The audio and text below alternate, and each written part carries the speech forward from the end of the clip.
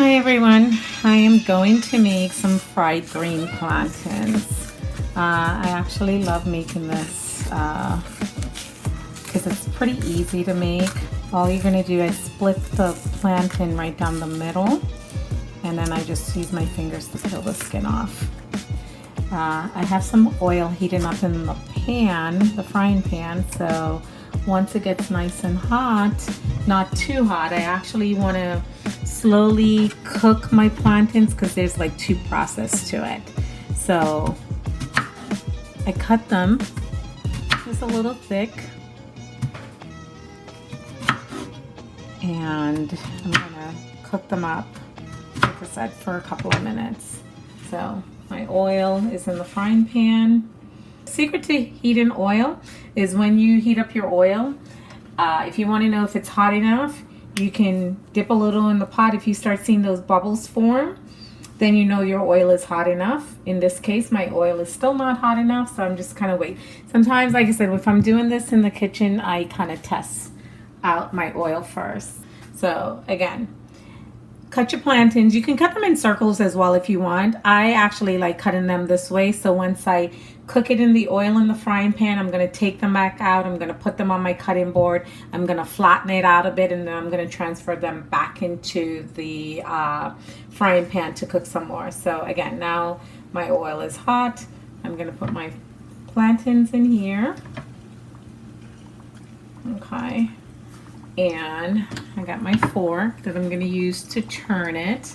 And like I said, I don't want my heat up too much. So usually a little bit above my center. So if I'm using numbers on my stove right now, I'm set at number 7.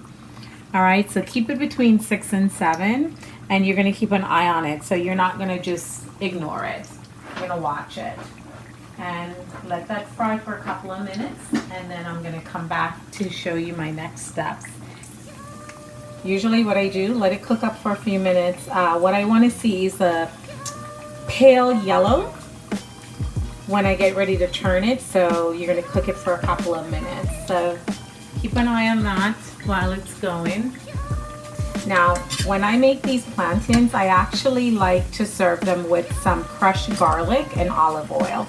And what you could do is take about maybe 3 tablespoons of olive oil, put it in a pan, crush some garlic in there, mix it up really good. And once you're done the last process of the green plantains, you're going to drizzle it over your green plantains.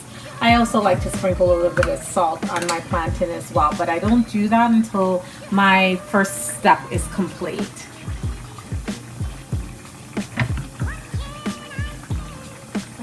Here we go, and I'm going to show you. If I take it out and it's not done as much as I want it to, you can test it. Now, like I said, I usually have my potato, a plantain masher, but I don't have one, so I'm going to get creative and use my measuring cups. That's the nice thing about cooking. You can be creative and use anything you can find in your kitchen to get to where you need to be. So in this case, I smash it down. Here it is, nice and flat.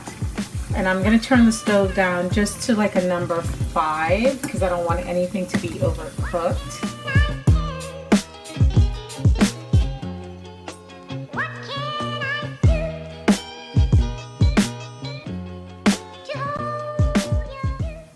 And my kids love this, and I love this. Serve this up with some Cuban food, and you are good to go. Like some rice and beans, some grilled chicken, or just eat them all by yourself. So there we go. So once I put this back into the pot, now I want to get it a little bit darker. All right. So I'm going to do the rest of these.